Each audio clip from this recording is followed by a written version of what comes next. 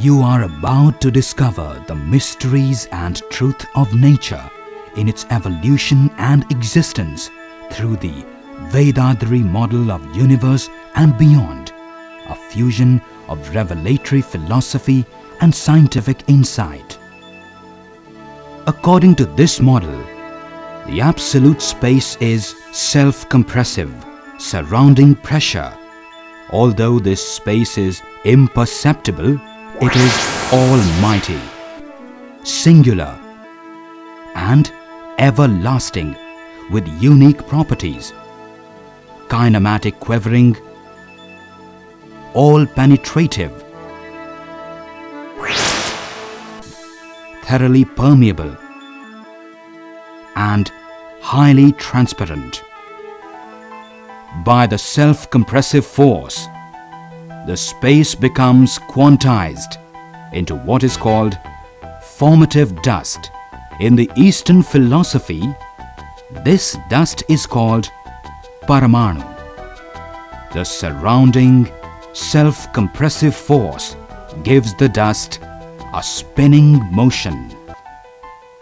As innumerable formative dust are forced together into a group by the self-compression, they form the infinitesimal fundamental energy particle. In Sanskrit, these particles are referred to as Anu.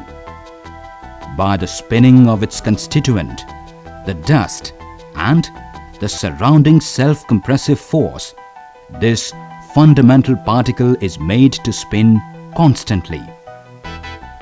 By the constantly exerted surrounding pressure of the space, the spinning speed of dust in a fundamental particle increases, and thereby the dust gets more and more magnetized.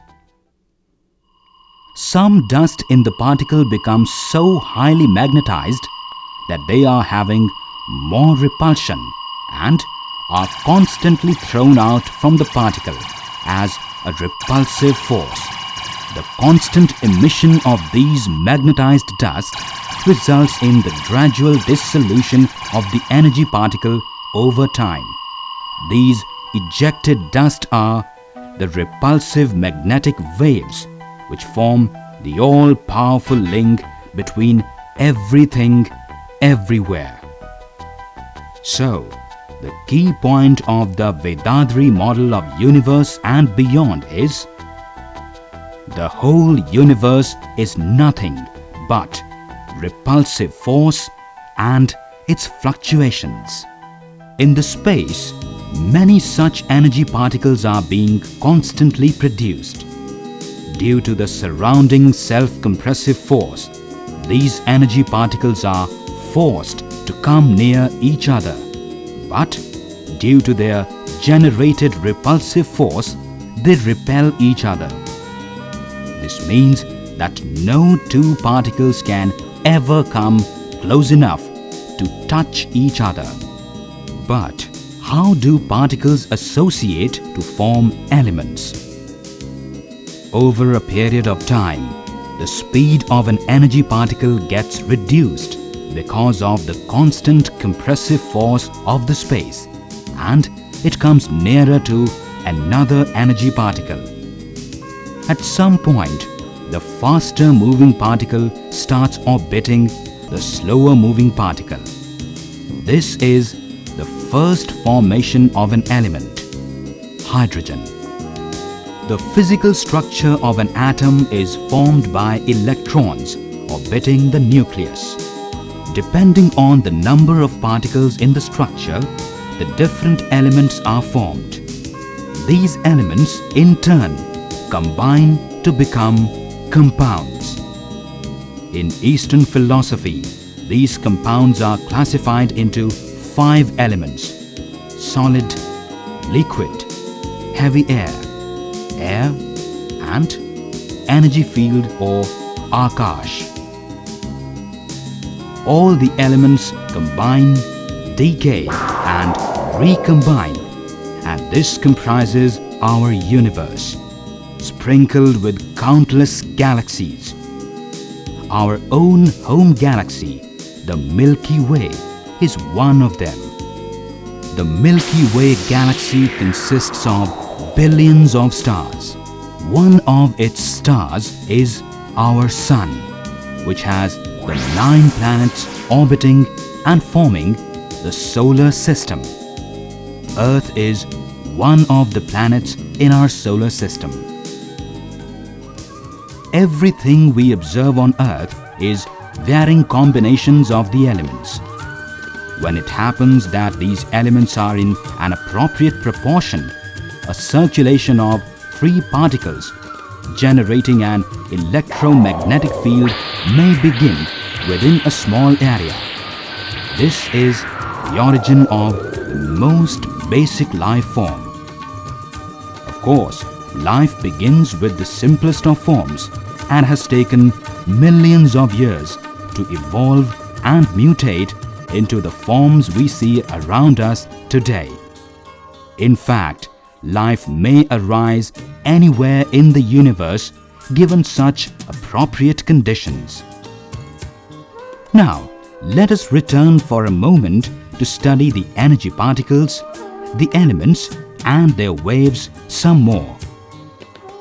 Within every element, the waves emanating from the energy particles come into friction with the powerful surrounding compression of the space and are thus annihilated as they are transformed into perceptible phenomena.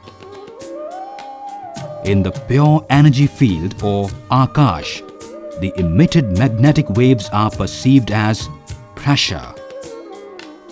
In the more intensified field of air, the magnetic waves get transformed and perceived as sound.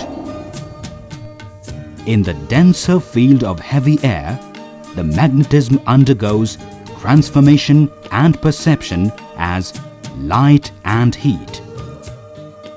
In the liquid elements, the transformation of magnetic waves are perceived as taste. And finally, in the solid elements, it becomes smell. In Eastern philosophy, each of the 5 elements is associated with our perceived transformation of its magnetic wave. These 5 transformations of magnetism are called the Panch Tanmatras in Sanskrit. Now, back to our study of living beings. In the beginning, life began with only one sense and evolved as varieties of grass. Here, the 5 elements, with a unifying, perpetuated magnetic circuit, have become a living being with one sense, touch, that is, perception of pressure. The next step in the transformation process is the emergence of the creatures with 2 senses, touch and taste. Then emerged the insects and other creatures with the additional sense of smell, the 3rd sense.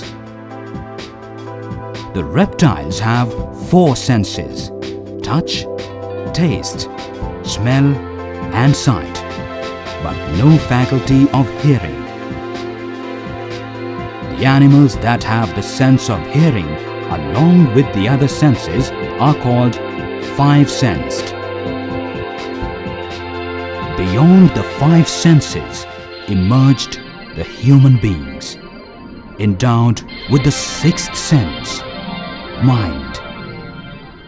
To understand phenomena and concepts transcending the other 5 senses, and ultimately to understand the ultimate truth, the subtle laws of nature, life, mind, and the almighty absolute space.